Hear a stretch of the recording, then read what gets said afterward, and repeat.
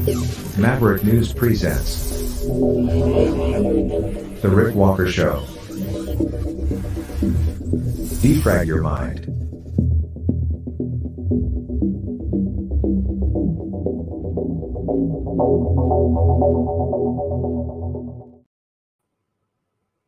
Hello, everybody. I'm Rick Walker. Welcome back to the Maverick News channel. Hello, Maverick family and new viewers from all over the globe.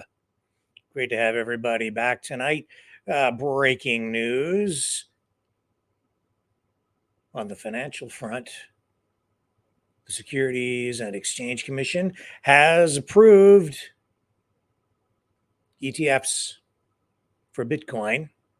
But there's a whole other layer to that story that goes back to yesterday and involves a hack. I'll tell you all about it. And did you know that Rumble is under investigation by the Securities and Exchange Commission? We'll tell you about that tonight, too. More fallout from the arrest of Rebel News reporter David Menzies by the RCMP yesterday, and two different points of view on that. One from the mainstream media and the other from, well, people, ordinary folks. What else do we have? We have this story that we reported on this. Oh man, it's got to be a couple of months ago now. This mysterious sex trap operation that has been operating or was operating in Boston and Washington, D.C. Well, they're still investigating, and we'll tell you what they think it might have been or maybe is. And if you think that the Epstein situation is isolated, think again. Also, we have ongoing conflict in the Red Sea with the Houthis continuing to attack merchant vessels. We have mounting pressure on the Canadian government to back up South Africa in its bid to have Israel charged with genocide. And that is polarizing people even further, and also polarizing Canada's members of parliament. Tupac. The guy suspected, or one of the guys is suspected in the murder of Tupac. He's on house arrest.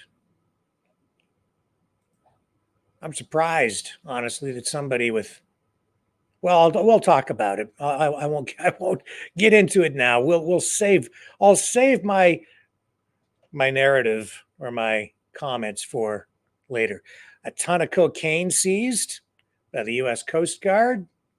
We have Elon Musk commenting on quality control over at Boeing in the aftermath of that window blowing out of that jet.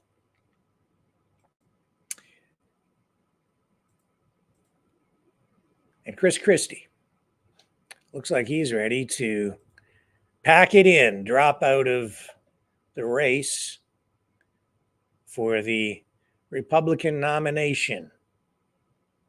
That really leaves only a handful of challengers to Donald Trump. The media, the establishment seems to want either DeSantis or Nikki Haley. But I'll tell you this, that Vivek Ramaswamy, he's on fire, that guy. Talk about sharp wit. He's a smart guy. Keep your eye on him. We certainly will. And We'll talk about all that and more when we come back on the other side of this.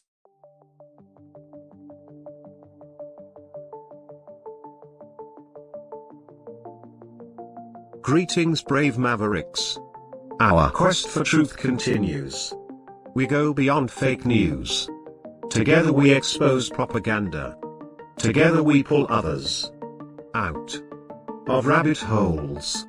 We are maverick thinkers. We are all unique individuals, defenders of individual rights and freedoms, credible, trusted, grounded in reality. Maverick News, Maverick News. Defending free speech, free speech. Donate at freedomreporters.com. Do it now. Tomorrow may be too late. Maverick News. The world is watching.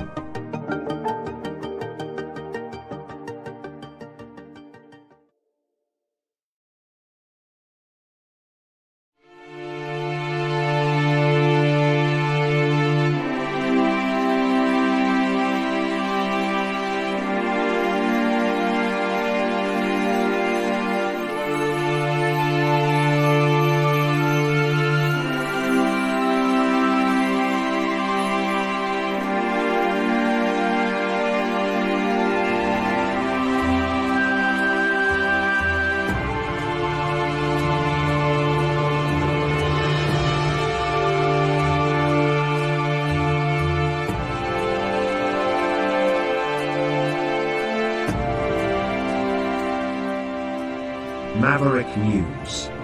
The world is watching.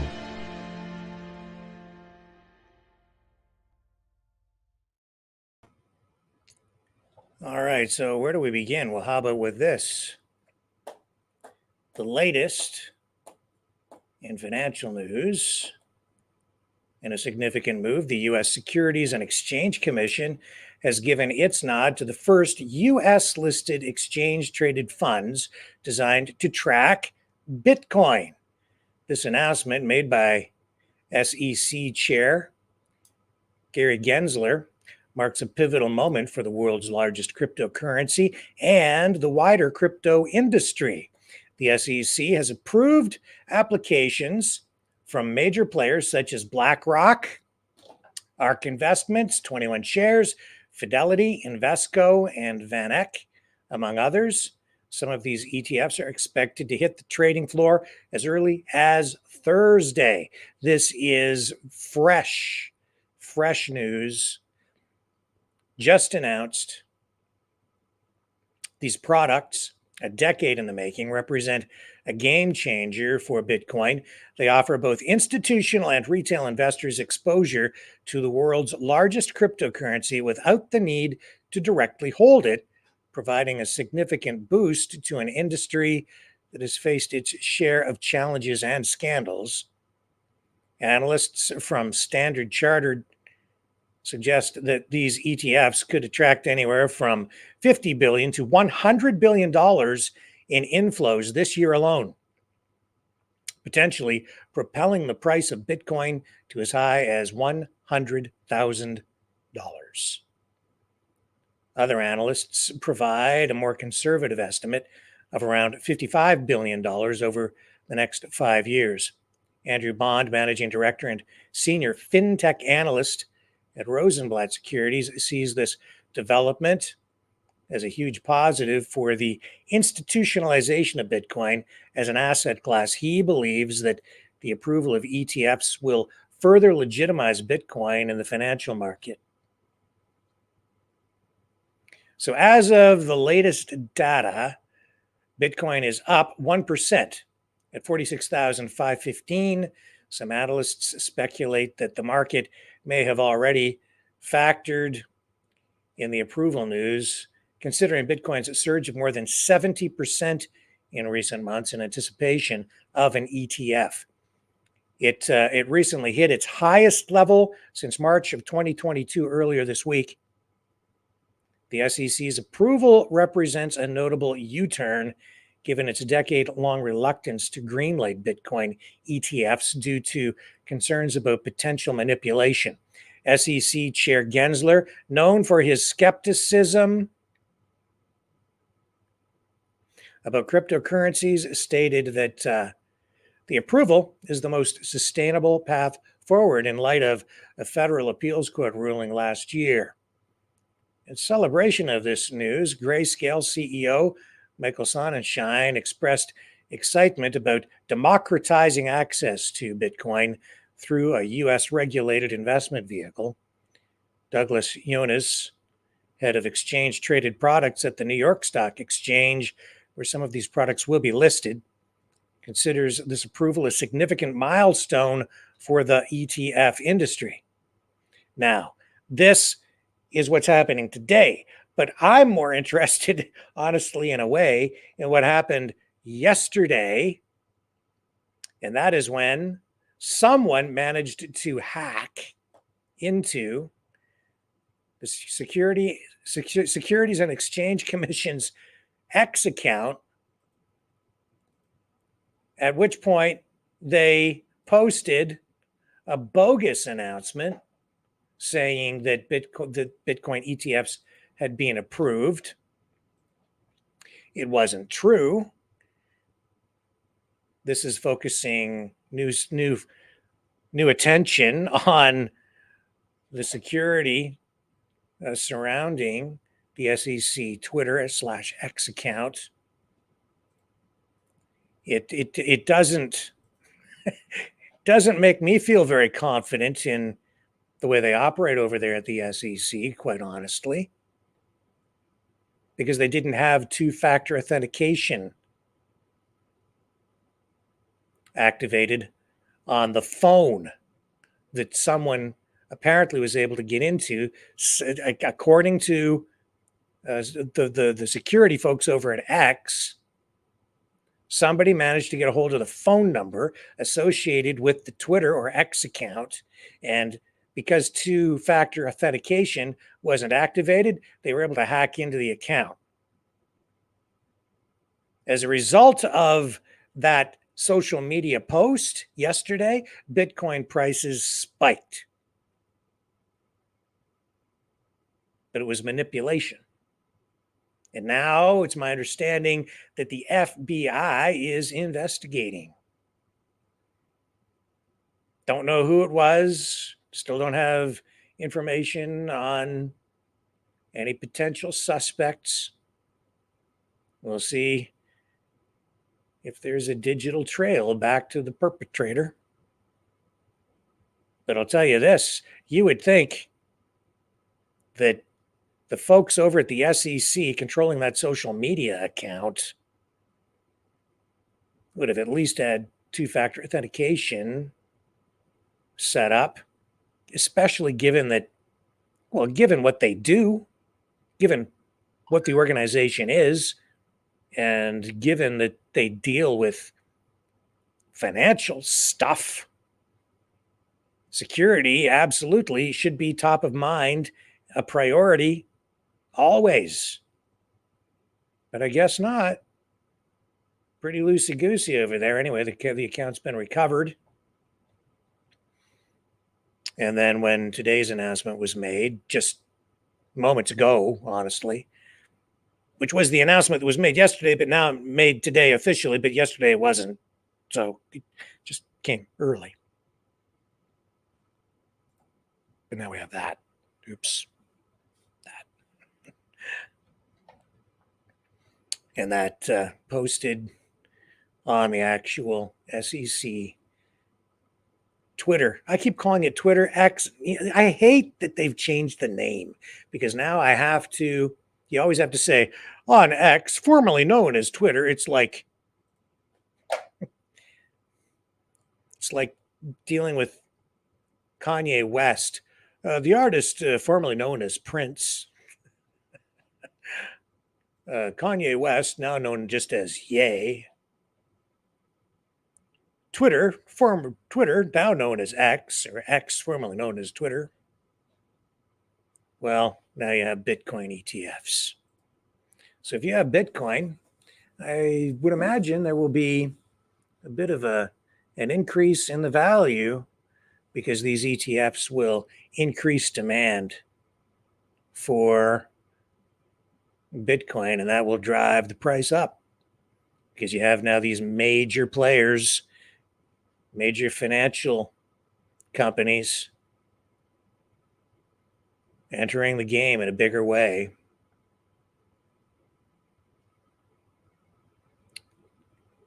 We'll see how that goes. I don't know. To me, and this gives me in my mind when I sort of sit and close my eyes, and I wasn't alive in the 1920s, but this to me has I hear echoes of the 1920s, the Roaring 20s.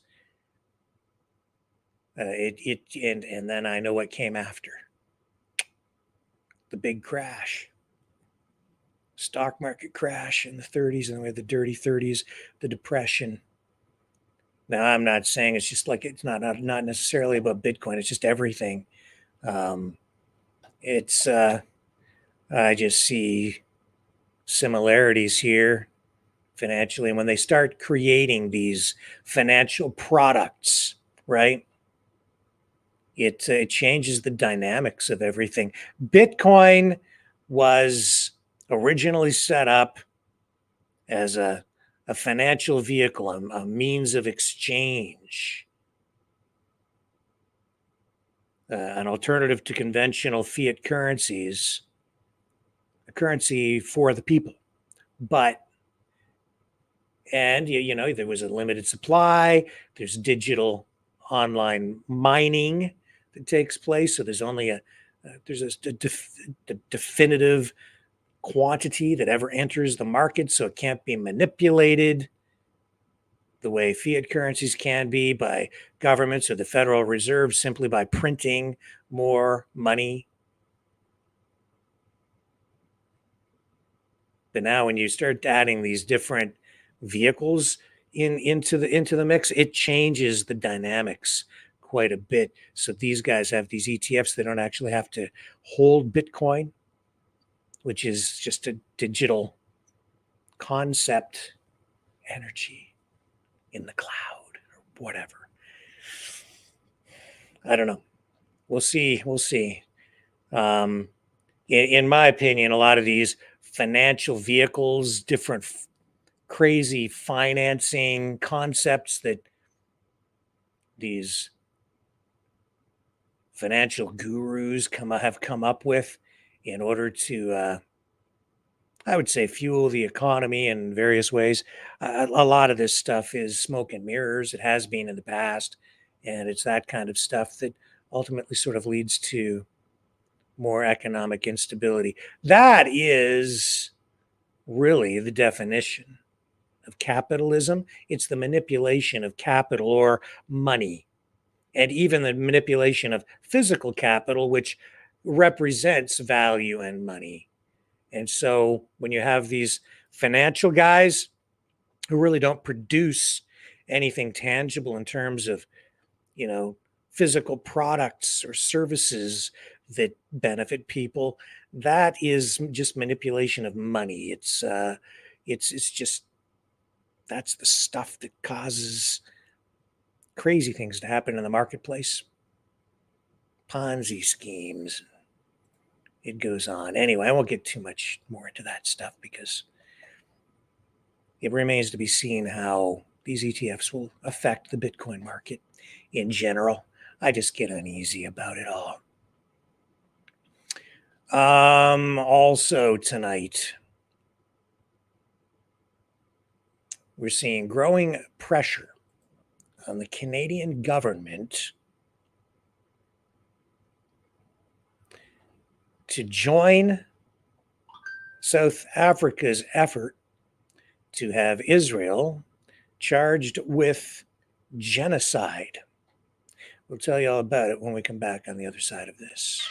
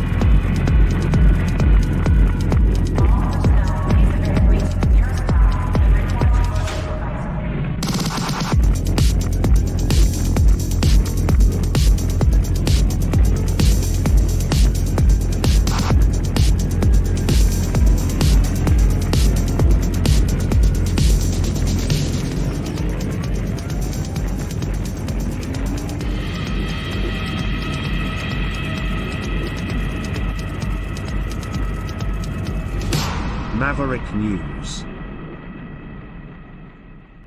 The world is watching. The New World Order. Government overreach. The Great Reset. Mainstream media lies. Now more than ever, independent voices are needed. Donate now at freedomreporters.com. That's freedomreporters.com. Maverick News. The antivirus program for your mind.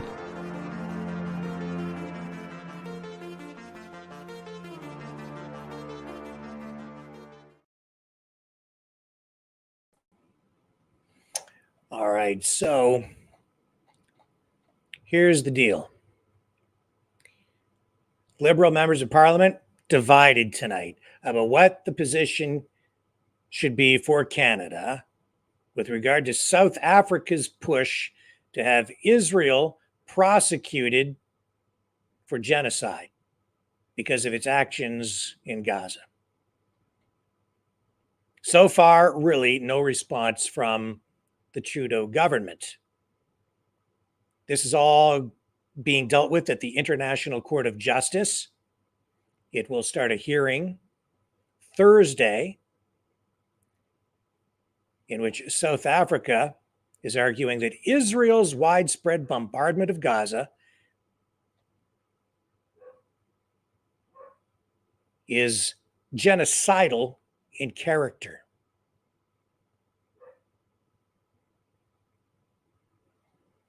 They're saying that Israel has a clear intent to destroy Palestinians in Gaza as a group. I've listened to arguments on both sides of this, and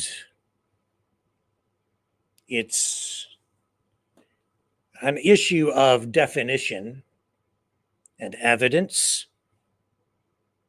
And it's my opinion that the word genocide generally, and I'm not just talking about here, generally the word genocide is used too broadly, too often.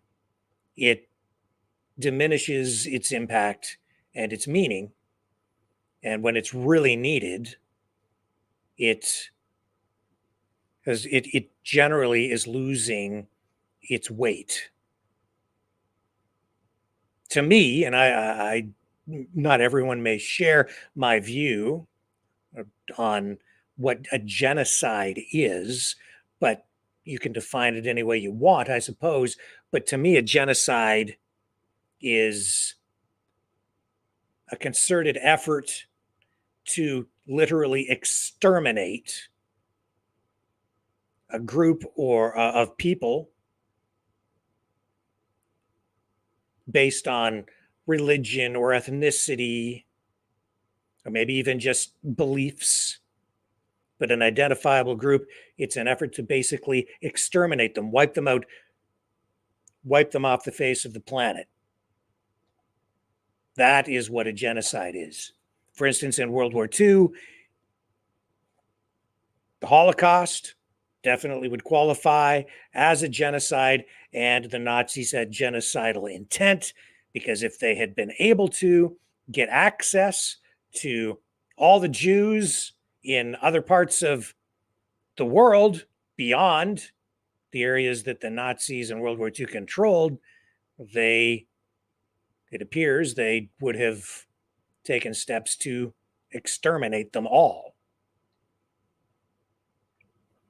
Does this situation rise to that level? Well, that's for the International Court to determine, and that will depend on the evidence, and whether there's a conviction will depend on how the court chooses to define or interpret the laws, or the law or agreement that was struck, I believe, in 1948, that Israel signed on to at the time.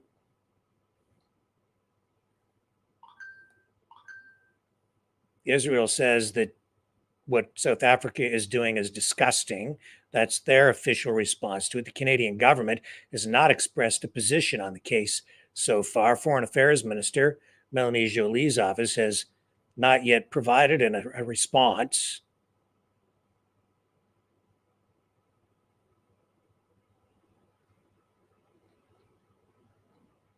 We will see where this goes. Today, there was a news conference held online. And as part of that, the focal point of it was a statement made by South Africa's envoy to Canada.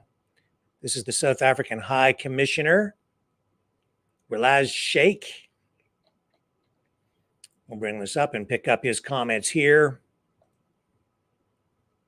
Obviously, this at the moment is the most emotional, volatile issue probably in the world. And these guys are driving it straight home to Trudeau, the Canadian government, and you can make up your own mind on this issue with help from what you're about to see here in this online statement. My statement: we live in the times of catastrophe.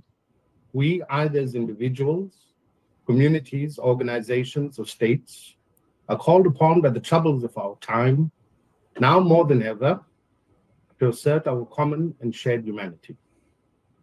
In our endeavors to find a path to that shared humanity, we would do well to heed the wisdom of the ancient sage Rumi, who said, "Out beyond the ideas of wrongdoing and right doing, there is a field. I will meet you there." This is a field of human understanding. This is a field of human love, compassion, empathy, and justice, all of which constitutes the hallowed ground of our shared humanity. Arriving at this field of understanding bring forth the living expression of the African humanist value, Umuntu, Kumuntu, Gabantu, which means a person is a person through other people. I am because you are. In asserting my right to live, I must first assert your right to life. Arriving at this field of our shared humanity means to embrace the philosophy of the Dakota people of North America, Mitakuye Oyasin, that embodies the universal truth that all are related. Indeed, in our shared humanity, we are all related. The wisdom of Rumi, the beliefs in the truism that we are all related, and that I am because you are, compels us all as human beings to make haste, more so because of the troubles of our times, to that hallowed ground of our shared humanity. The government of South Africa, in its application to the International Court of Justice, has made clear its intention to uphold its obligation to our shared humanity as a signatory to the Convention on the Prevention and Punishment of the Crime of Genocide. To this end, we have instituted proceedings against the State of Israel for its military actions and intentions directed against the Palestinian people. We have done so firm in our conviction that the State of Israel's conduct against the Palestinian people may amount to genocide. We have done so in keeping with our obligations of the Convention as a positive step to prevent genocide. We ask the World Court to hold the State of Israel accountable for its own obligation to prevent genocide. In keeping with the terms of the Convention, we have requested an order of the court for urgent, necessary provisional measures, which includes, inter alia, the binding on obligation of the State of Israel to immediately suspend its military operations in and against Gaza. South Africa has heard the unbearable cries of anguish of the innocent from the killing fields of Gaza and broader Palestine. We mourn the deaths of all civilians, both Palestinian and Israeli, who have lost their lives in this senseless conflict. We must act to bring this brutal, systematic, and organized killing of Palestinian civilians to an immediate and urgent end. Not to do so is to negate our shared humanity and to violate our deeply held values of Ubuntu. By our action, we raise our voice beyond the binary ideas of right doing and wrongdoing to shout for all to hear. Stop the killing. Not one more day. Stop now. We have acted in this manner, not only because of the wisdom of the ancient sages, or to our legal, moral, and ethical obligation to do so, but we also believe that this is the most viable and immediate path to peace. For far too long, we have ignored the prayer of the Palestinian people to be seen, to be heard, and to be recognized for who they are, to live as a people in the land of their birth, free from the fear of oppression, occupation, and want. For far too long, we have ignored the pleas of the Palestinian people to assert their right to self-determination. Our shared humanity must demand from all of us to hear their prayer and pleas. This is the challenge of our time, and for the sake of all humanity, we must act. We as South Africans, whose lived experience has been shaped by centuries of apartheid, know precisely the lived reality of apartheid. We have lived apartheid and we have suffered apartheid. We know apartheid when we see apartheid. We are therefore comfortable in our knowledge that none dare contradict us when we assert that the lived reality of all Palestinians today is nothing short of the dehumanization of an apartheid life. Apartheid, as we all know, is a crime against humanity. In bringing our application before the World Court, we make no demand that others should join us. Each country must examine their own conscience in the cold light of all that we see occurring daily and relentlessly in Gaza. Each country must find comfort in their own understanding of what it means to be human, and determine for themselves their contribution to our shared humanity. We can only but humbly ask that in doing so, that they too embrace the wisdom that we are all related, and that I am because you are. As a country and people represented by our government, we as South Africans have made our choice.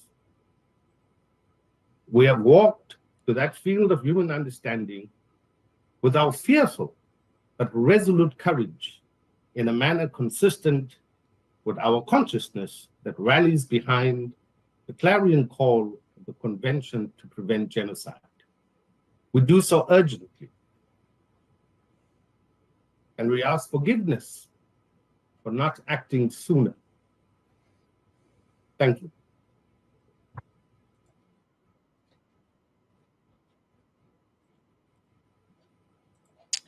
And the news conference went on. And yes, there is mounting pressure on the Canadian government to pick a side.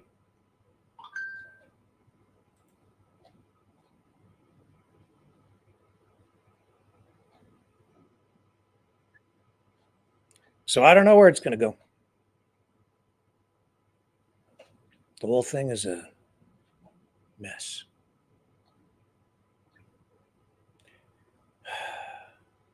Stay with me.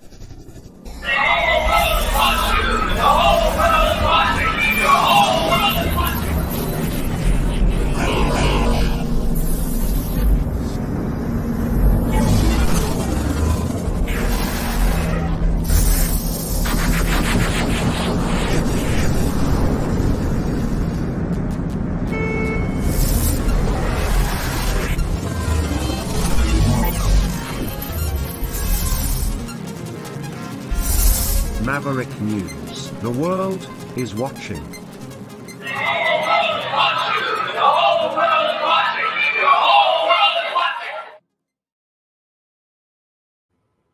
Okay, I'm back, and it looks like Chris Christie is set to drop out of the 2024 presidential race.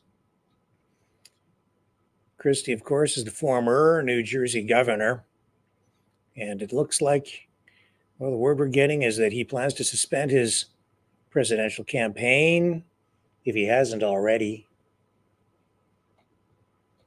In fact, it's imminent if he hasn't done it already. Let me just see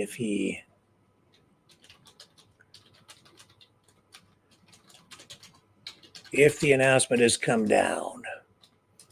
Breaking news. Yep. It's a done deal. He is gonzo. He's out of here. Chris Christie.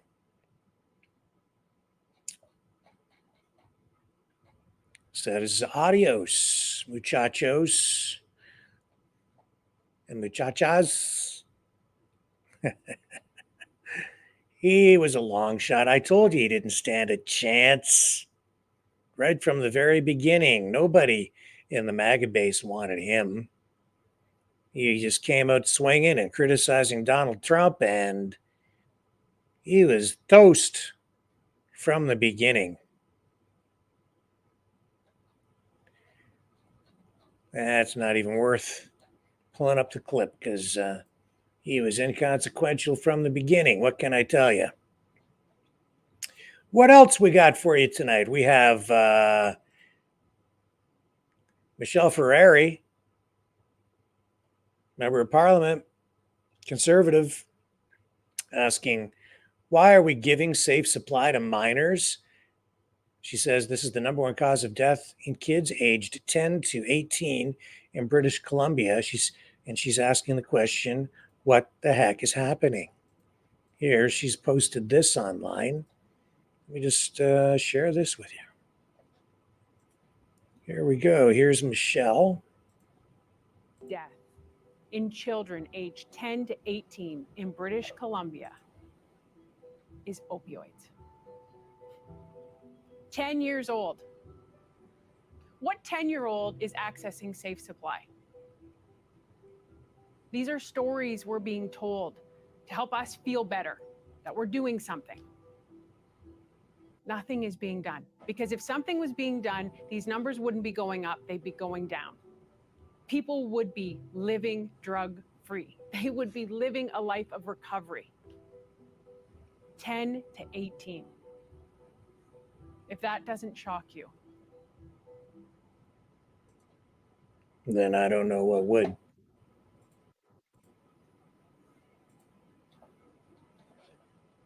And this was shocking, as we saw earlier this week when Rebel News reporter David Menzies was arrested for approaching Canada's Deputy Prime Minister and Finance Minister, Chrystia Freeland.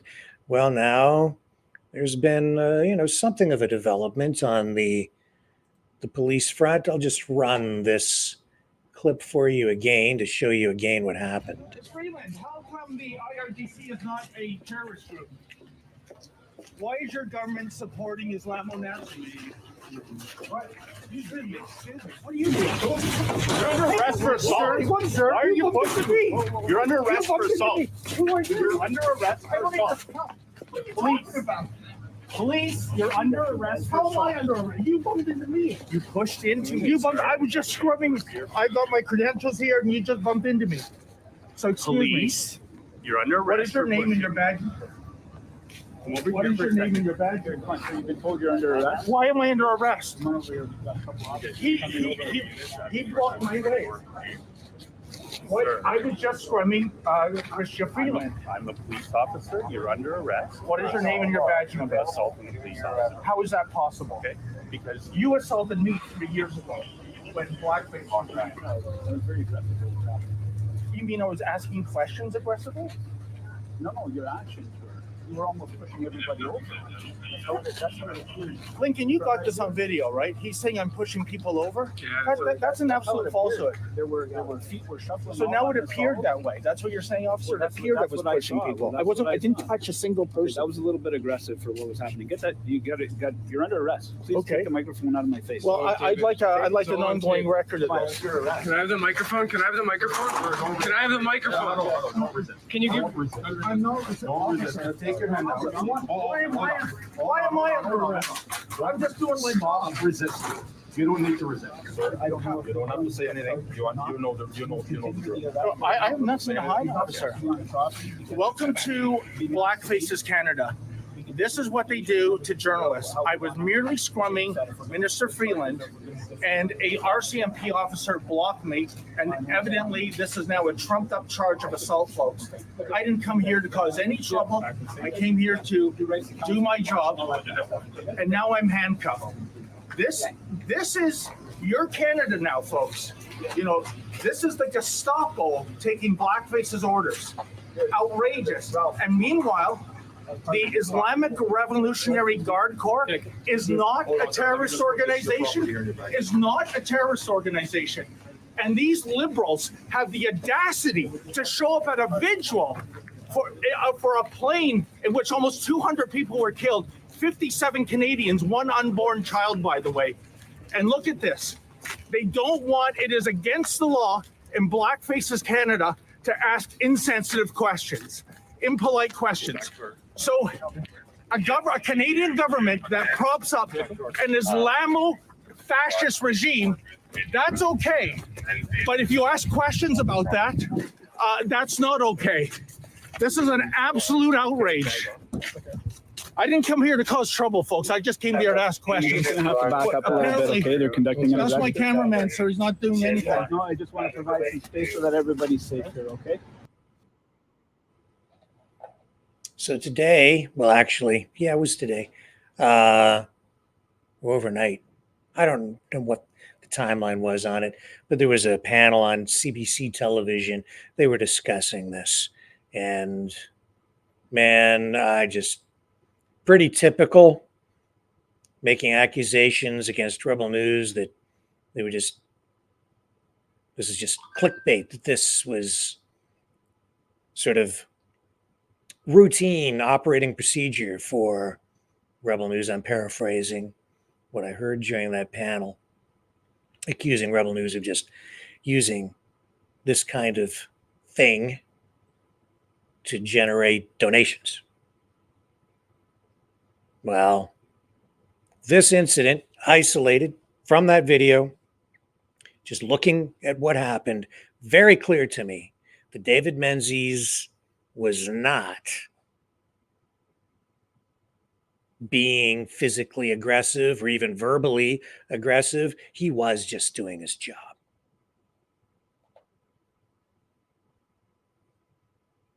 I've been in situations like that myself, and I was never arrested. I would never aggressively approach anyone or physically assault anyone doing my job like that, and he didn't. And to accuse Rebel News of just using this as a way to generate donations, they have to. They don't get government money. Legal challenges are very expensive. So I understand why they ask for donations online. I ask for donations. We need support here too. We're independent. We get nothing from the government, zero. We get nothing from the social media platforms except for Rumble, where we are monetized. But I can tell you that 1,000 views generates maybe $1.50, maybe. That's how much it pays. I won't be retiring on this. It doesn't even begin to cover anywhere near the expenses. It's just insane. YouTube totally demonetized, nothing on Facebook. We We just throttled, and they've destroyed our subscription base over on Facebook. They just don't let us get any reach over there anymore. On all the pages were banned except for now my own personal Facebook page, which we are broadcasting on tonight. But beyond that, now the other development on the David Menzies front is that we have received word as of overnight, and I did post on social media with regard to this. The RCMP apparently is reviewing the entire matter, and that review includes a review of the officer's actions. In my opinion, based on the video evidence right there, David Menzies didn't assault anyone. But of course, if you bump into an officer, that could be that could constitute assault, because, as I said yesterday, just touching someone can meet the legal definition of assault. But David was looking at the finance minister and deputy prime minister as he was walking. The officer was standing in his way and stepped forward with his arms stretched out. I don't even know if they made contact. If they did, it's because the officer was in the way and may have actually stepped into David Menzies. That's the way I saw it. And David Menzies wasn't knocking anybody over, pushing anybody over. This, as I said yesterday, the real tragedy in this is that this further erodes public confidence and trust in policing, in police services in this country, at a time when we can ill afford any further erosion of that public confidence and trust. This is terrible. What that officer did there, I don't think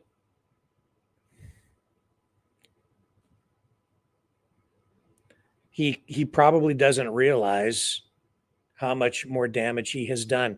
The real negative repercussions from this. I don't think he probably doesn't understand the gravity of it.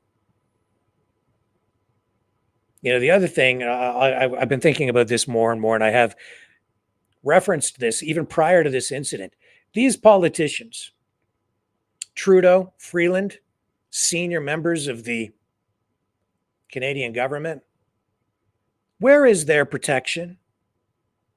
There she is, Deputy Prime Minister. She's, I would say, Canada's equivalent to a vice president. Okay? Deputy Prime Minister and Finance Minister, two roles she plays. She's just walking down the sidewalk, no cops around her, coming into a public event. I see her on the street, walking around in Ottawa, sometimes with no police very close to her at all. And here it was, he was able to just walk right up to her on the sidewalk. If they're concerned about her safety, as this officer appears to be, well, then why weren't they closer to her? Why weren't they surrounding her like bodyguards as she's coming into this public event? It was a memorial service for that jet that was blown out of the sky by Iran, killing over 170 people on board, including 55 Canadians. 55 or 50? 55. 30 of them permanent residents, as I recall. Why aren't they surrounding her? You know, it's the same thing with Trudeau. He has that security detail with him all the time. And yet, isn't it interesting, and I've said this several times in the past, how they're allowing him to just kind of walk right out into the center of angry protesters at times, where he walks up and poses for selfies with some people who support him, but also mixed into the crowd are some very, very angry and agitated, animated protesters shouting at him, screaming, with things at a fever pitch. I've said this before, man. It's almost like they're baiting the people by throwing the Trudeau meat at them, just hoping that they pounce, because that would really kind of give somebody, I think, maybe what they want. A real assault. And then the Prime Minister, JT, or Chrystia Freeland can not only play the martyr, but also point at their political opponents and say, you see, I told you what they are. And then you have a bigger incident on your hand and it blows up into more things. And whether it's, and it would escalate to a point much, much higher than what we saw, a fever pitch, unlike what we've ever seen, way beyond what we saw when the pebbles were tossed at the Prime Minister during that last election campaign. And I want to see more security around these politicians. They're not taking it seriously enough. All it takes is one crazy person, somebody jacked up, maybe manipulated some way, or just mentally ill, to do something really stupid and bring harm to one of these politicians. And from what I've been seeing, man, they are not taking the security serious enough. Those cops standing over by the door, why weren't they providing more cover for her anyway? And because they weren't, David Menzies did nothing inappropriate. He just walked up to her on the sidewalk in a public place and asked her some questions. That's fair, and it's legal. And he didn't touch her. He didn't assault her. He wasn't being aggressive. He was just scrumming her. But that being said, in this day and age, given the political environment that we're in, those politicians should not be left unaccompanied in a public place like that. You don't know who might walk up and do something, especially the Prime Minister and her, the Deputy Prime Minister. Now, I want to see them turfed from office. I want to see, personally, because of what they've done in terms of violating people's rights and freedoms in this country, I would prefer to see a different government. That's my personal opinion. I've expressed that. I always will try to be fair in my coverage of these stories, but I don't want to see harm come to any of them or any politician at all, regardless of their political stripe. And I sure don't want to see any physical harm come to them, because not only would it be bad for them, it would be really bad politically for the country as well. And it will distort the whole political argument. Then the focus shifts to the violence instead of the real issues facing the country, the issues that affect Canadians day to day. The economy, immigration, unemployment, the deindustrialization and outsourcing of our industries, natural resources, mining. The list goes on. Housing crisis. Let's not make the next election about who threw pebbles at the Prime Minister. Let's keep it focused on the issues, the serious issues. And let's keep everybody safe, right? And while we're at it, let's make sure the journalists are allowed to do their jobs properly. All this stuff, like I said yesterday, man, it has got to stop.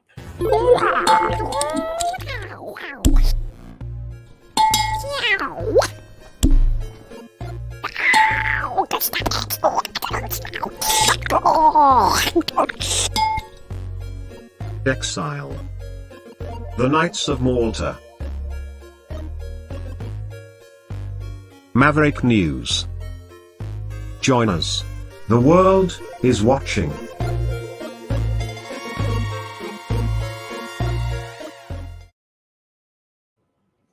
All right, when we're going to come back now to talk a little bit more about the Securities and Exchange Commission. I don't think I mentioned this, but Rumble, the free speech video platform that we are becoming increasingly dependent upon because we're getting throttled and banned and censored and so on all the other social media platforms. It's under investigation by the SEC. Many reports out tonight regarding this. It's under investigation by the United States Securities and Exchange Commission. I think it was Wired that broke this story.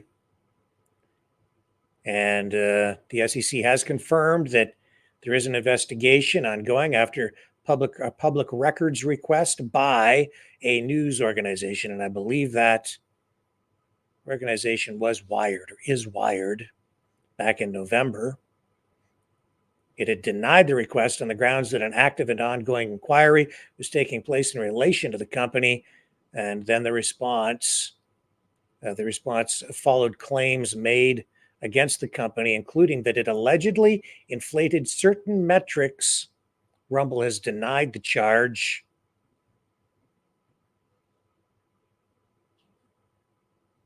So one of the founders of the company, Chris Pavlovsky, took to X, formerly known as Twitter, saying that the report was bogus. He says that the company has proof from Google Analytics that the numbers that it has posted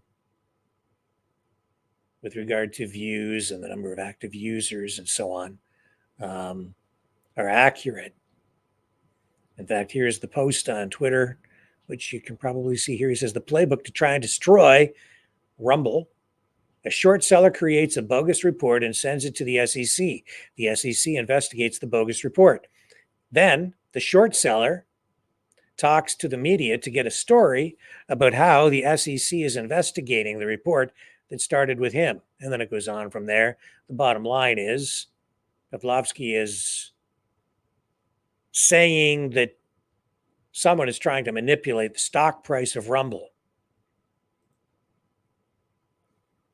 a company that I believe has assets somewhere around $54 million, something in that range. I also did a little digging and I found out that so far to date, the company has not been profitable, but it's expanding at a rapid pace, generating more and more and more views.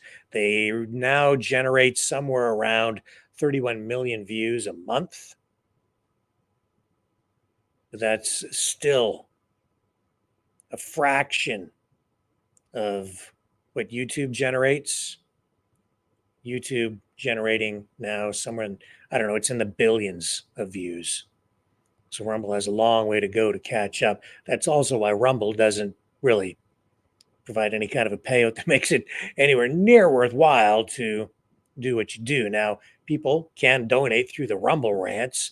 So a lot of creators do generate some income that way, but overall, there's just no money in it at all. So it'll continue to grow, though, and it doesn't matter. The important thing is that the messaging gets out and we're not censored over there. So go to Rumble and subscribe if you haven't already. Please consider doing that. Also, like, share, subscribe over on YouTube. Hit the notification bell if you do subscribe on YouTube. We're fired up and rocking and rolling on our main channel again tonight on YouTube, following a week-long ban over there. Proud of that. And on my, I think it's my Rick Walker channel, we're on there tonight as well. And I've been able to sort of repurpose a different account. We're not broadcasting on there tonight.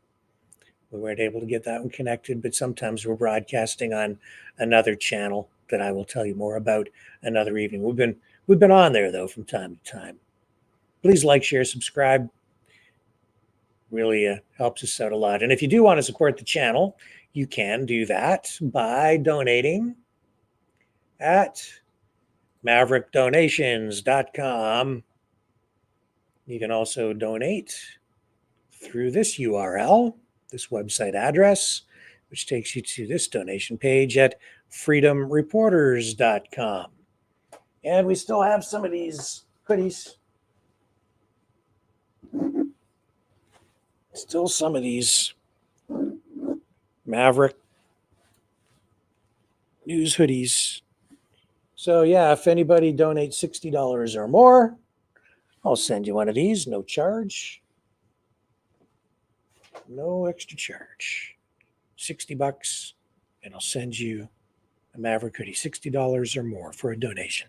We also have t-shirts too, so $30 would cover the cost of that, including all the shipping and everything. So $30 if you just want a t-shirt. Just when you make the donation, tell me what size you want, and you can have it in any color you want, as long as it's black. So there you go. That's where we're at with all of that tonight. And as a result of that SEC investigation and the news about that, Rumble shares tanked. So I hope that doesn't have any kind of long-lasting negative impact on the operation there, because honestly, we need it. My take on it is that given where we're at right now, heading into this US presidential election in 2024, and very likely, in my view, a federal election in Canada that will probably happen somewhere around the same time as the US presidential election. I'm saying probably sometime in the fall. I think they're coming after Rumble because they would like to put pressure on the platform and maybe even get it shut down.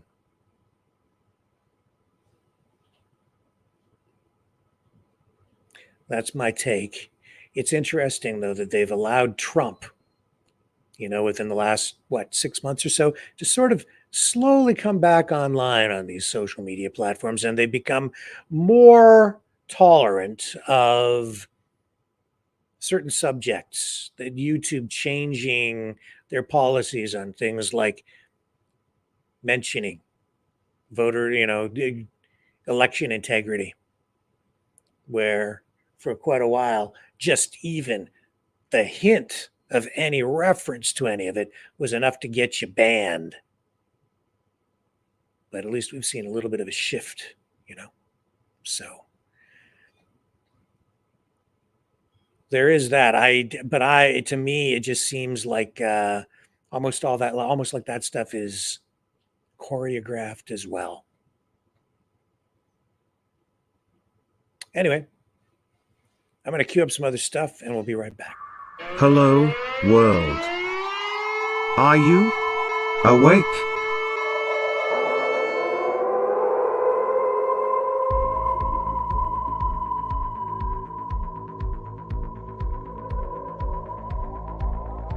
Uniting humankind by liberating millions of minds at a time. Maverick News. The world is watching.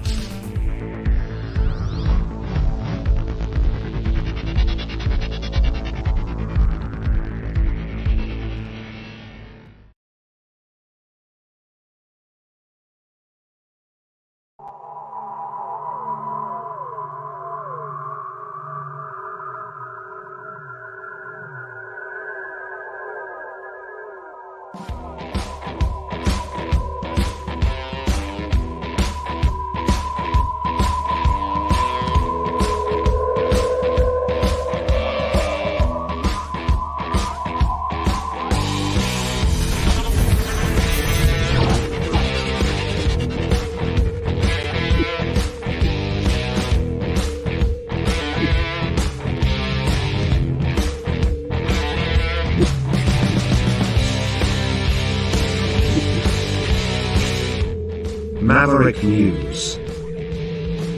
The world is watching.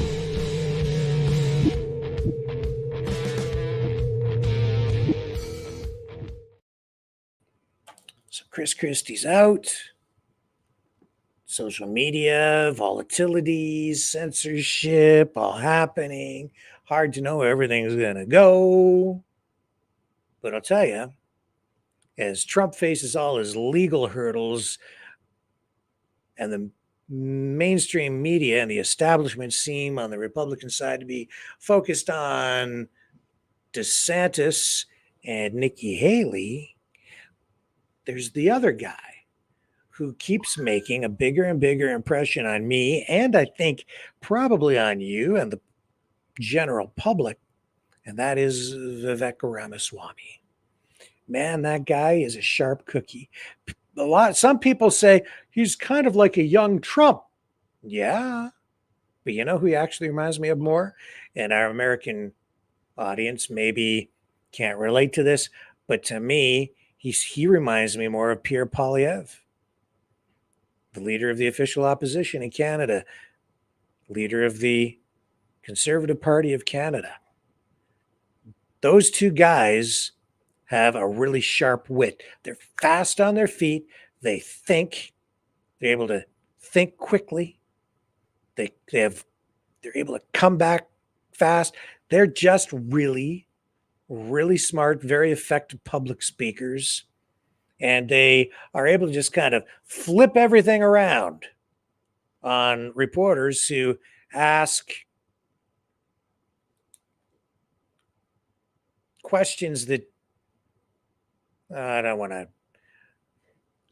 to insult the reporters. I'll just let Vivek handle them. Check this out. Look at the way he handles these reporters. If this is okay, and I'm just kind of curious on the previous question that you those four things that were provably false. Yes. And I'm just kind of curious. I know some of these guys, we've been following some of you guys. I'm curious if there's any national media who actually believe that they were wrong. Actually, it's a good question, Eddie. So Eddie's one of the, you guys are colleagues, two of the top state reps here. And I think that's a good thing to be curious about. Just by show of hands, who here is willing to admit that the Trump-Russia collusion hoax was indeed incorrectly reported by the mainstream media? Is there anybody here able to admit that was incorrect reporting? It wouldn't be really appropriate for us to answer a question like that. Why not? Why would that be inappropriate? I think it would be inappropriate. What's inappropriate is lying to the public. We're doing our job asking you. Was the public lied to, or did the media report on this set of facts that were provided? So that's a fair question. I actually think that the public was lied to long after the media systematically still understood that this was the product of the Steele dossier. The Steele dossier was a piece of Russian disinformation provided by the Hillary Clinton campaign that was served up to the federal government as a basis for issuing a FISA warrant to then potentially infiltrate a member of the opposition party. If this was Bush and Cheney doing it to John Kerry, this would have been the stuff of scandal, impeachment, and worse. And yet, I think it was an intentional lie that the media said that account, which we now know to be true, was actually the Russian disinformation. Now, Shauna, I would be charitable in my interpretation of that if it were just one instance. Let me give an easier one. Just by show of hands, does anybody believe the media's reporting about the origin of COVID-19 ran flatly in face of the facts that you have a Wuhan Institute of Virology that was now the likely origin of the COVID-19 pandemic? You all said that it wasn't for a long time. By show of hands, was the Wuhan lab the likely origin of the COVID-19 pandemic? Everybody, media or not. So you have reported, the same media that has reported that the COVID-19 pandemic did not originate in a lab in Wuhan is willing to even say, unwilling to admit today. The report came out in 2023, so I guess it was known that there was a Wuhan Institute of Virology where they were conducting gain-of-function research, the very city which was the origin of a global pandemic. And yet the media's explanation was that somehow it could have been any source other than actually having started in the lab. I just think that that's systematically unacceptable. The Hunter Biden laptop. Is the Hunter Biden laptop story, as reported by the New York Post, which was shut down, had the Twitter account locked for anybody who is even sharing the story of the Hunter Biden laptop found on the eve of the last election? The media reported that it was Russian disinformation on the eve of that election. Does anyone here agree that the Hunter Biden laptop story, as reported by the New York Post, was indeed accurately reported and was not Russian disinformation, but was in fact a factually owned laptop of Hunter Biden? I mean, you got to, man. I mean, your paper reported it.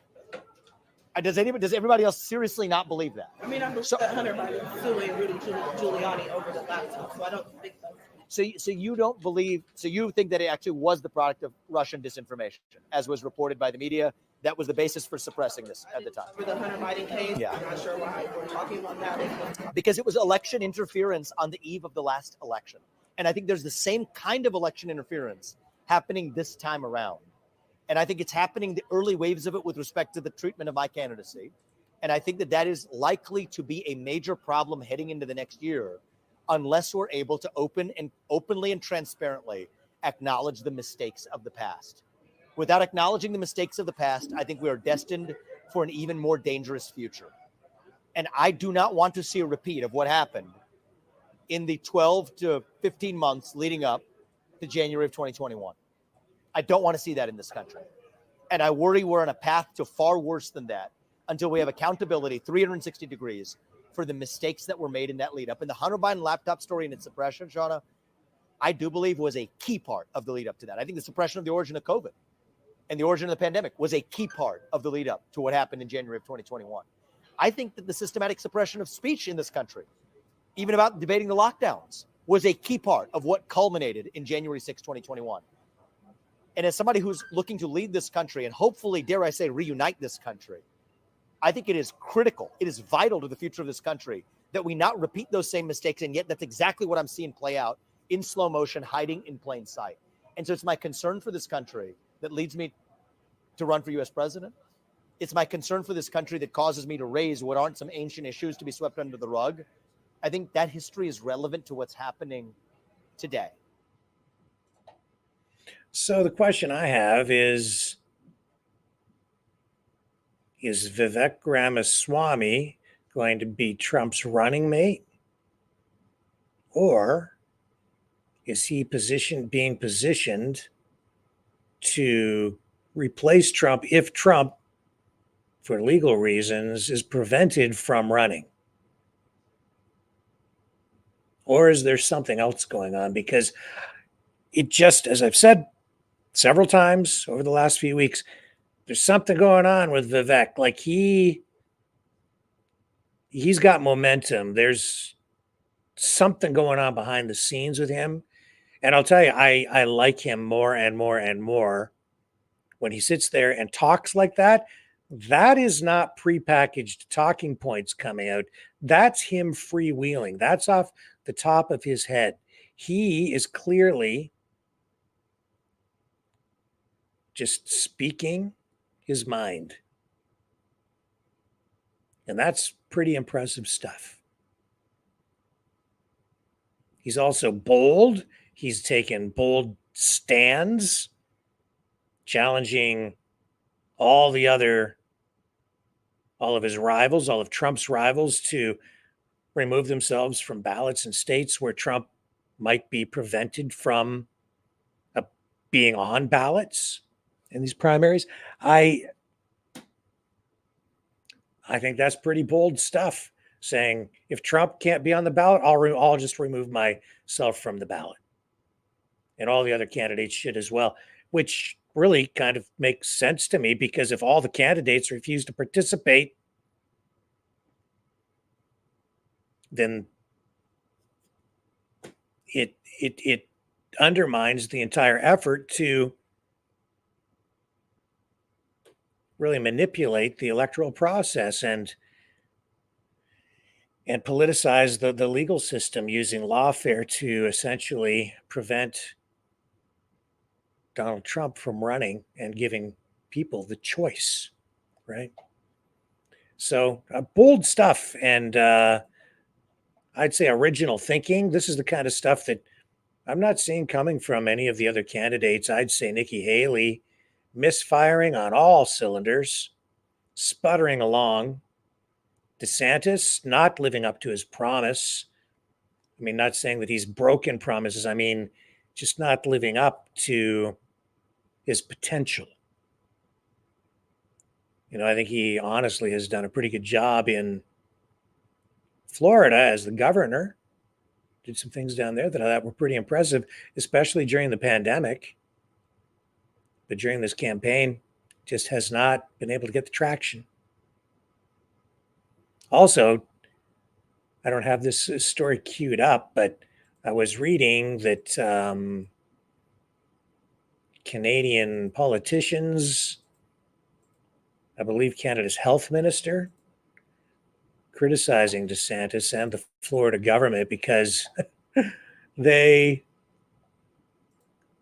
Florida wants to buy more pharmaceuticals from Canada because they can get them a lot cheaper here than they would if they were purchasing them in the United States.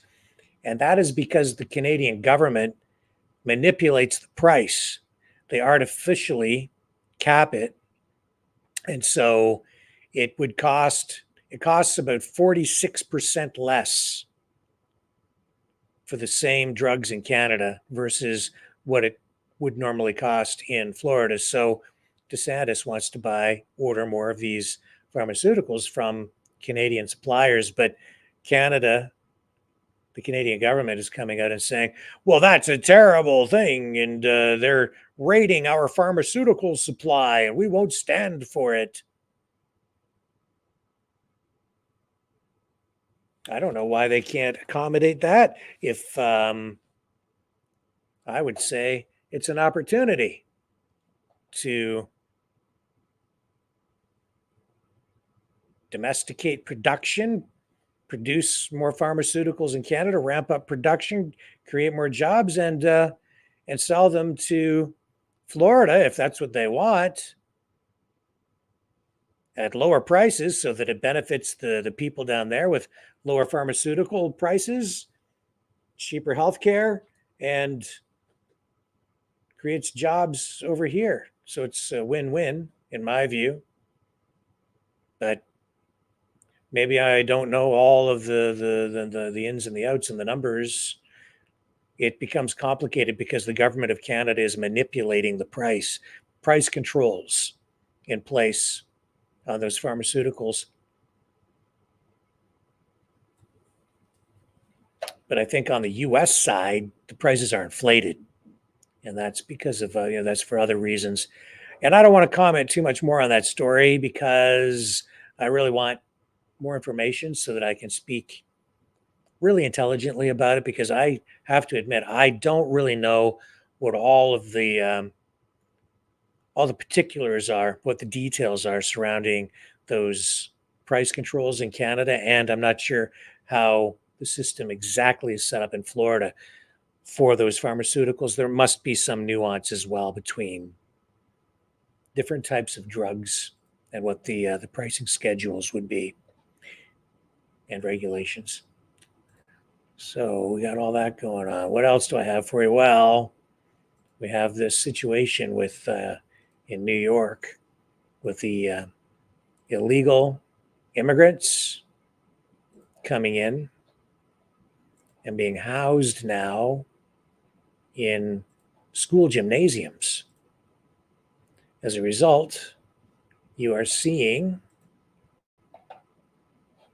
these kids and school canceled in some neighborhoods because they bust in these migrants, had no place to put them, so they had to put them up in these schools.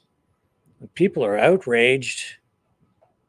Here's what it looked like last night. How does it feel that you kicked all the kids out of school tomorrow? How does it feel? You feel good? I hope you feel good.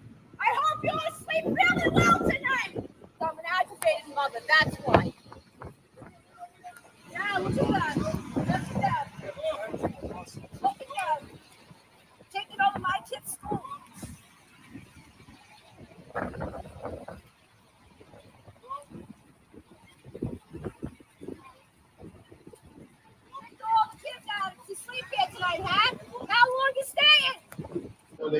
Todos están juntos, van por el mismo lado de la vajilla. Trate de mantener los nenes enfrente de usted para que sepa que es lo que quiere.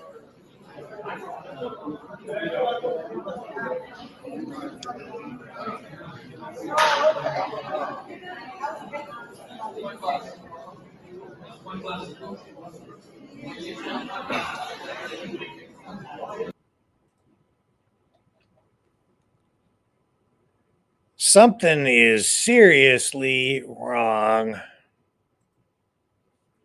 What else is there to say? I mean, it just isn't right. Here's Ron DeSantis laying into this issue. There we go.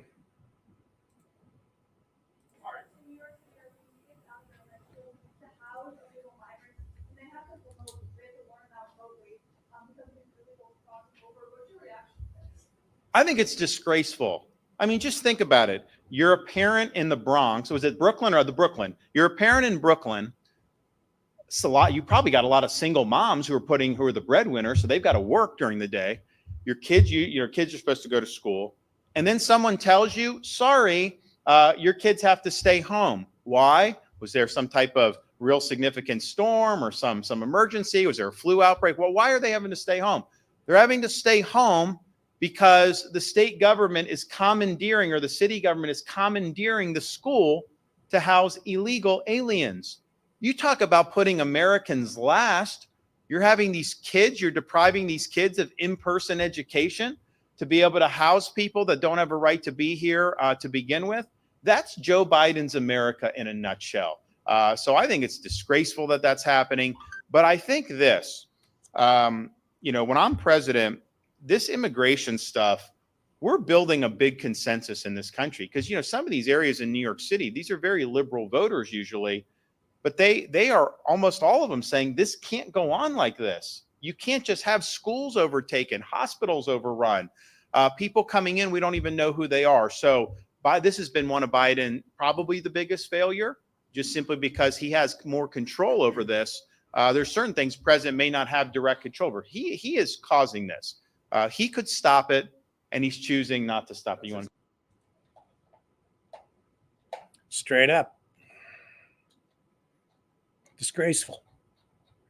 What about the kids in their school, man? Like, as I've said many times, what it comes down to with these politicians is I'm less concerned about my main concern is who's picking up my garbage. Okay? Who's picking up my garbage? My garbage got picked up today. I was out on the street and I'm like, okay, I did my job. I got the bucket out by the curb and it got picked up. Now, next time there's an election, that's the question. Who wants to pick up my garbage? It's job interview time, right? The government is there to provide basic services. That's what they're there for. Public schools, that's one of the services that they promise to provide. And if they can't do that because they're allowing people from other countries to pour into the country in such numbers that they actually have to put these people into school gymnasiums and shut the schools down, they're not doing their jobs properly. This is out of control, and we're seeing similar kinds of problems develop here in Canada. We're seeing big problems over in Europe. The immigration issue, it's catching fire. It's going to get hotter and hotter throughout 2024. You're going to see more protests in the streets. I think you're going to see rising unrest, probably violence, and I hope I'm wrong, but I don't think I am. And what I'm seeing in the streets is, even with these pro-Palestinian protests, these even Hamas protests, I'm seeing a lot of the same actors that we see all along. A lot of the people from the left, out in the streets that we saw during things like the Black Lives Matter protests. I'm seeing faces in some of these videos, honestly, that are people that I'm pretty sure are associated with Antifa. And they're in there with these big pro-Palestine protests. We're going to see more in the weeks ahead. That's an issue that's not going away anytime soon. And it's all connected. Those protests, the immigration, what we're seeing going on in these schools, and the elections. 100%. Absolutely all connected. Okay, stick with me. More around the corner.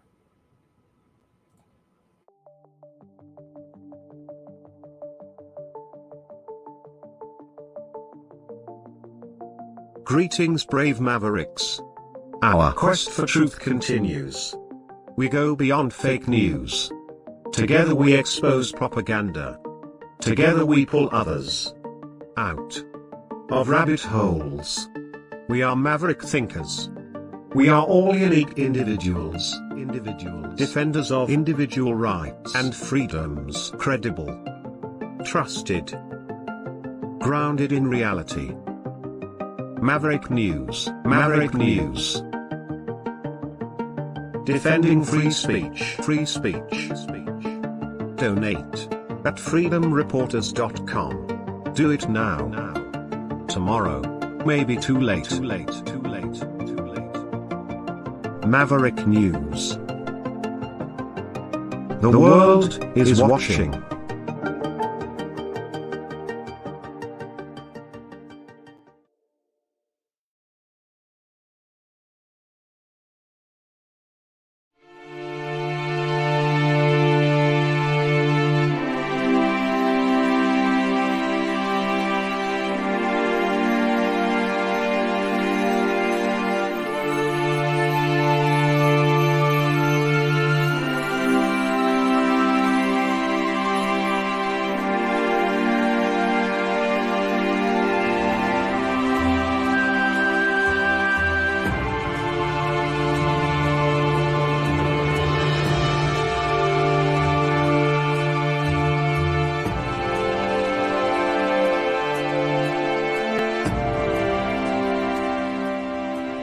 Maverick News. The world is watching.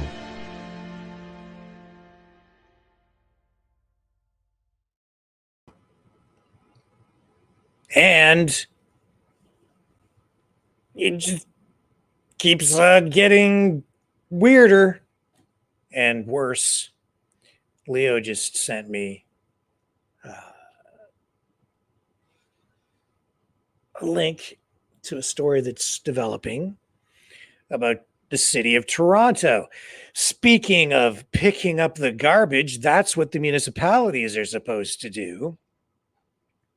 Well, they recently had a by-election to elect a new mayor in Toronto because the previous mayor, John Tory, who was all about lockdowns and seemed to be, all in on that authoritarian kind of stuff.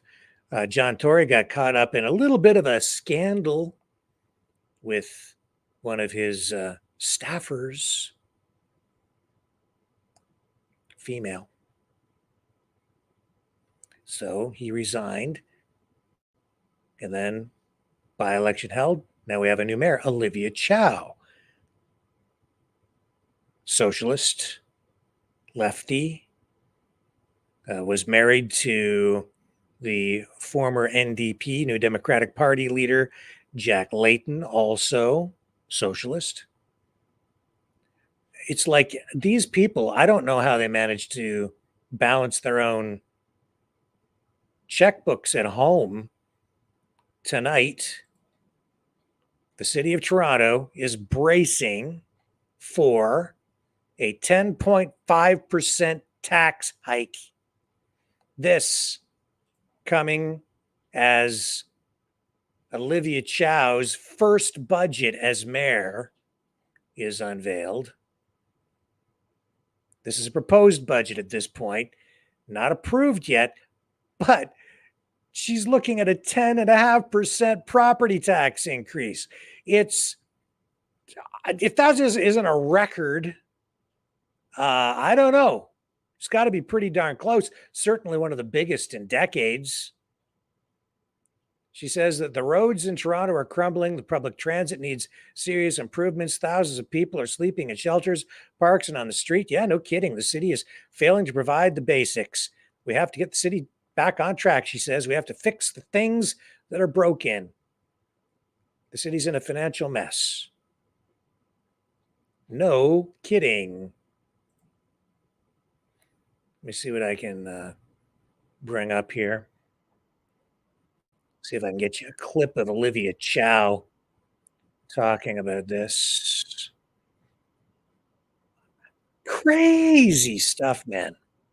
10.5%. People can't afford this. You know, here in my hometown, they're looking at a pretty substantial tax hike too on property taxes. There's some pretty serious issues here locally. And that isn't just the result of downloading of governmental costs from senior levels of government to lower levels of government, municipalities by the province, and so on. I'm trying to get you a clip here of. See if we got a clip of her. Well, I don't have a clip at this point. 10.5%. Come on.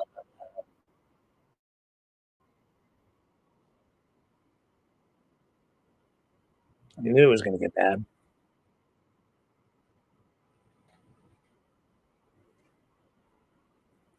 Here we go. Here we go. I've got her now. Here's Olivia Chow. And when I hear 10.5%, I don't live in Toronto, but I'm still saying, ow. Ow. Here's Olivia Chow. Oh a harder place to live. Our roads are crumbling, and our public transit needs serious improvements. Thousands of people are sleeping in shelters, parks, and on the street. The city is failing to provide the basics like washroom in public parks. On top of that, I inherited a budget shortfall of $1.8 billion. It's a huge financial mess. We have to get the city back on track, and we have to fix the things that are broken and the financial mess. Today was the first step of the process. City staff and the budget chief presented the staff budget this morning. I want to thank them for their hard work to protect and improve city services, plus finding the $600 million of reductions and offsets. This is not the final budget. Over the coming weeks, the Budget Committee will review the staff budget. The committee will build on the public consultation process that they started in the fall. They will be conducting meetings across Toronto and listening to the people of Toronto. I will have multiple telephone town halls next week to hear from local residents. I will be listening very closely to Torontonians about what matters to them. And then on February 1st, I will introduce my budget, the mayor's budget. It will reflect what we've heard, and it will come to the City Council for a final decision on February 14th. Let's work together. Fix this financial Valentine's mess. Day. It'll Get be the Toronto St. back on Valentine's track Day budget so that we could massacre. together build a city that's more affordable, caring, and safer where And everyone more belongs. in debt. and more unaffordable than Any, I think someone's going to help deal with the questions, or? No, can I just ask you, during the campaign, you talked a lot about a modest property tax increase being needed for the city. Is this a modest property tax increase? Yeah, I'll just, okay. This is the staff budget. Shirley Carroll, our budget chief, have worked very hard in the last couple of months together with our staff to come up with this budget. You will see my budget on February 1st. And I think it's important to listen to the people of Toronto. And I look forward to them participating. Already over 11,000 Torontonians have said to us what matters. And I know many more will participate, especially those telephone town halls. I expect tens of thousands of them. There are multiple ones. I think there's at least 4 telephone town halls. So are you hoping that you can get the number down by the time you have this final process complete? Well, we'll see what people say to us. I do not want to predict what I would be hearing. And I just do know that I did not create this financial mess, but it needs to be fixed. We need to get the city back on track. This morning when I was coming down from where I lived, down on Kensington Market, on Kensington Road, the road was so crumbling. It was so full of potholes. It was just very difficult. Staff have proposed a 10.5% budget. Can residents afford that? No, they can't afford that. Well, I know 10.5% is Budget unacceptable. Chief will answer that question. I do know that there are. No, enough.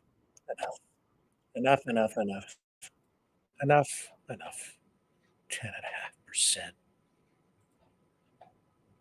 Freaking ridiculous. Vote for me. We'll have a modest property tax increase. She gets into office, 10.5%. She'll table some final numbers on the 1st. Well, not final numbers, but she'll table her budget on the 1st after public consultations. We already know now 10.5% in Canada's largest city. Property tax increase proposed. And then they'll vote February 14th, at which point, oh yeah, baby, look for it. The St. Valentine's Day Toronto Budget Massacre.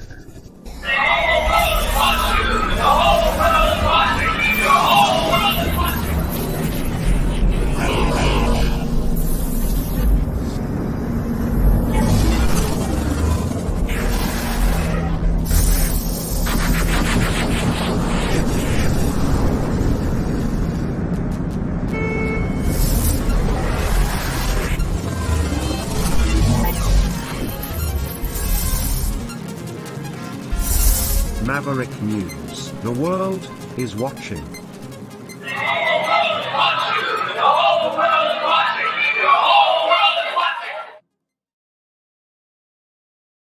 I'm back, and this is a story we told you about first.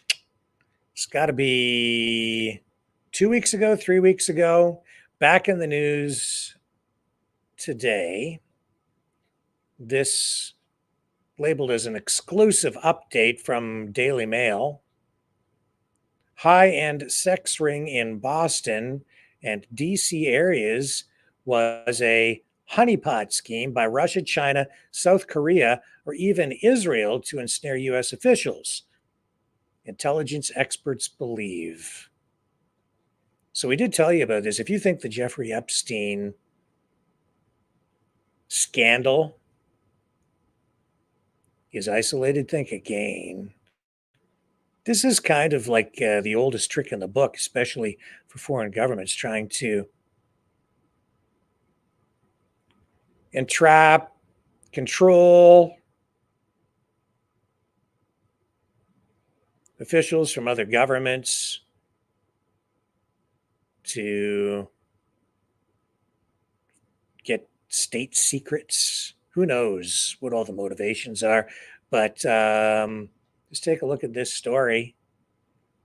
They're now, it has developed, And what do we know about it? What's the current information on it?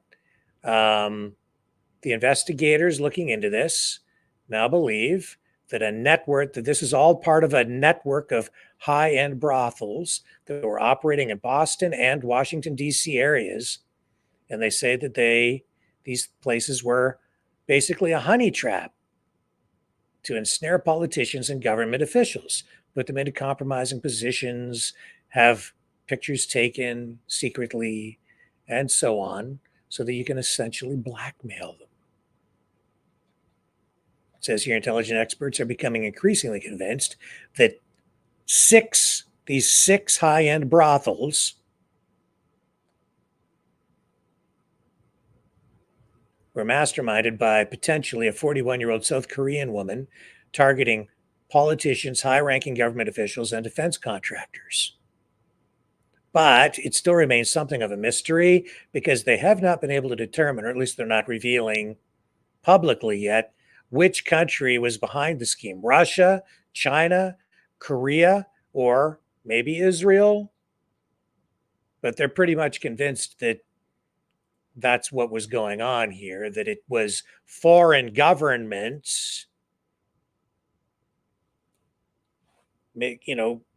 operating these things with people working as a front for them.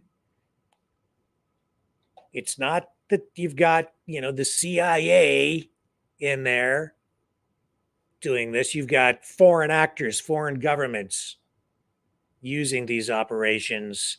And these are like ads, as you can see here, with Tiffany and Yoko DDD. I wonder what the DDD stands for. It's a mystery in itself, isn't it? Says here in the caption, the lingerie and bikini-clad models advertised on the brothel's website included Yoko and Tiffany, who were offered as a duo for photographers looking for a modeling twosome. Lays out the locations here. There were 3 units at 90 Fawcett Street. We had actual video in our last report of some of these locations. 87 New Street, Unit 206, Cambridge, Massachusetts. 77 New Street, Unit 210, Cambridge. 66 Bond Street, Unit 221 in Watertown.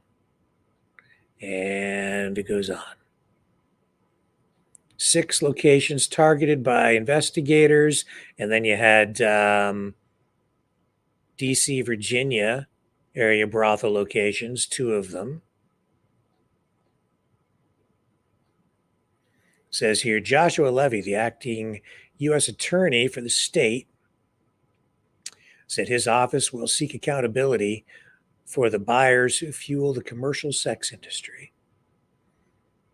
There was no evident motive to establish 2 cat houses in the greater Washington area, sources noted emphatically. None of the 3 defendants live anywhere near the capital, and sex workers are flown in from Los Angeles or Las Vegas.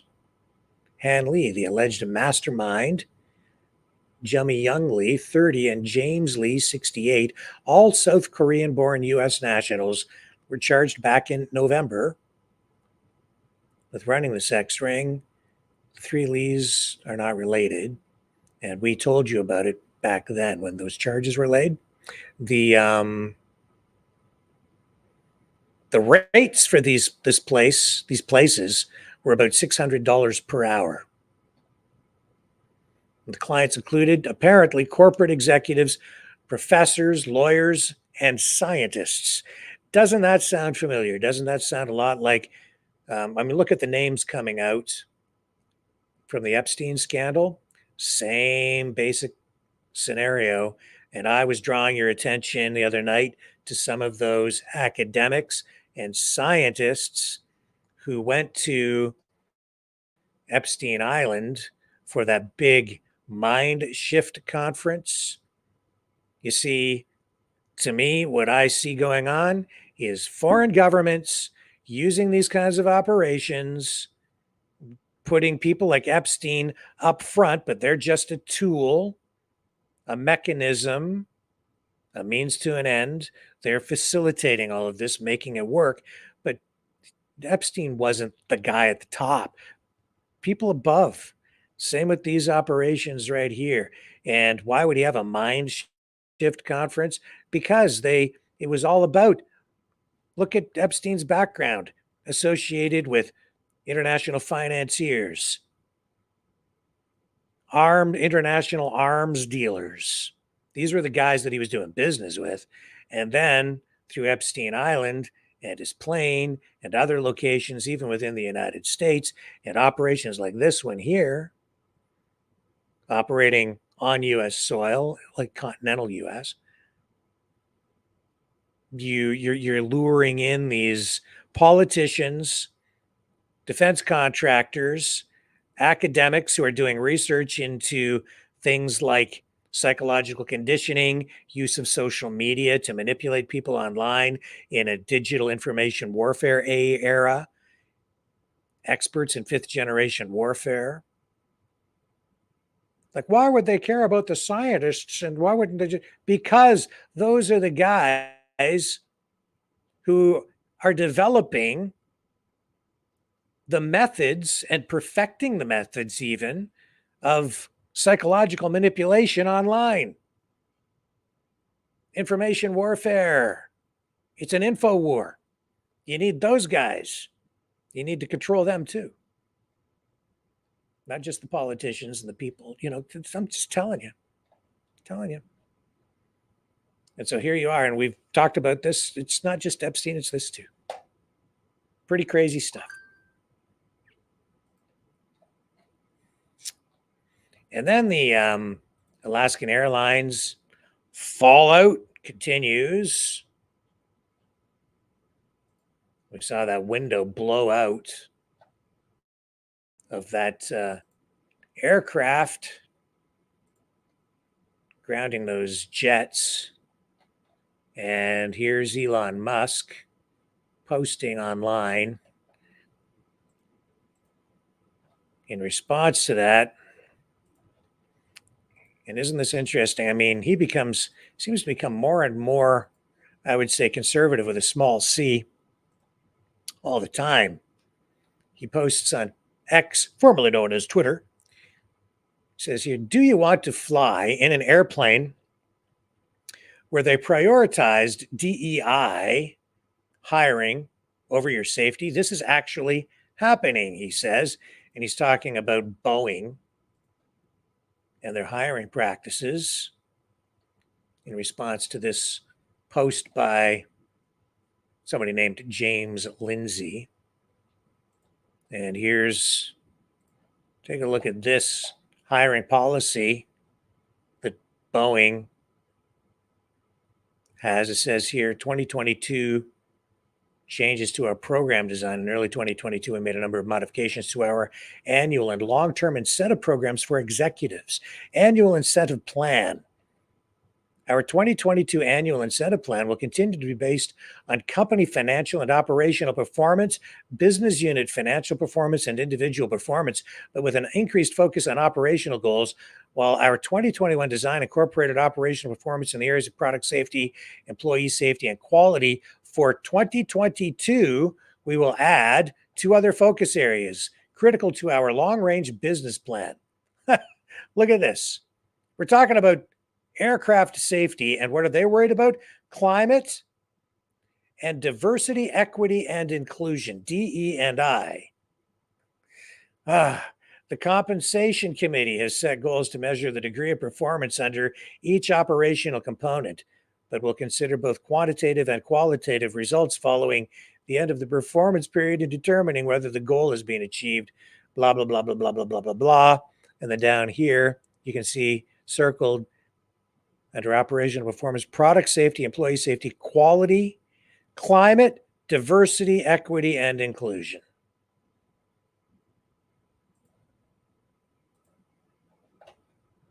So that's taking priority over there at Boeing. Again, it doesn't make me feel very confident don't feel real good about climbing back into a plane at the moment. How is it that a window just blows out of a fuselage? They got to get that under control, babies. Okay, so how about this dude? This guy here bought an electric vehicle. Let me show you this. Okay, this is a CBC story involving a gentleman who purchased an electric vehicle and got more than he bargained for, or maybe less, depending on how you look at it. Certainly a bigger ultimate cost than he was ever planning for. He drives an electric truck in Yellowknife, it says here, but his home can't handle the charger it came with. So what's this all about? Well, he wanted to put a charger into his house for his new F-150 Ford Lightning pickup truck. So he paid to have that installed, only to find out that this level 2 charger that he had installed in his home wasn't going to work because the transformer that feeds into his house was not adequate to handle the level 2 charger. So he had to spend another $12,000 to have the transformer feeding his house upgraded as well.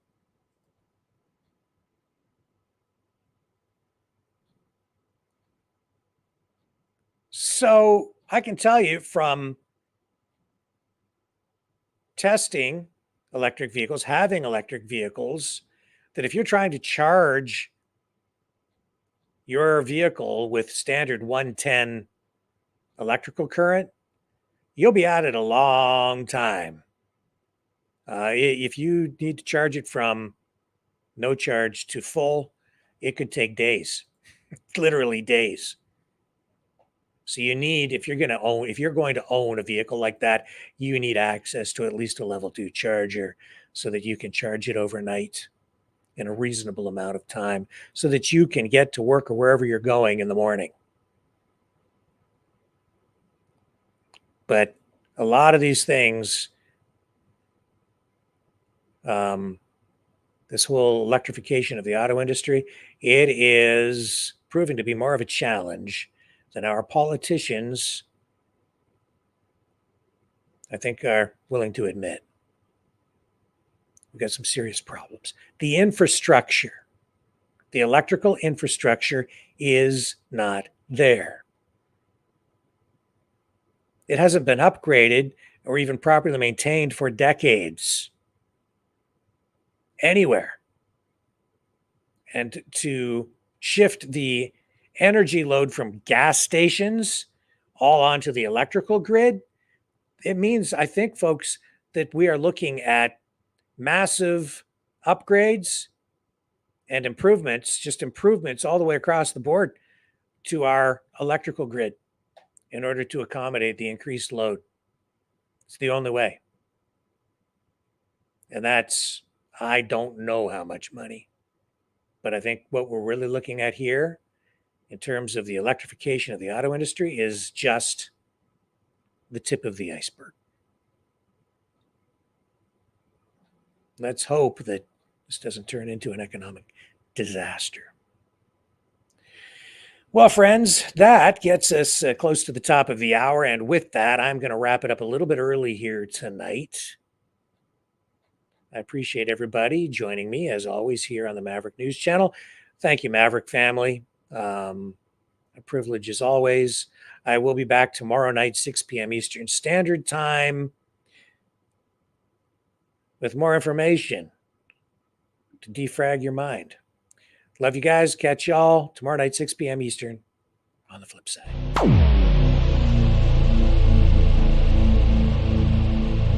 This has been a Maverick Multimedia production.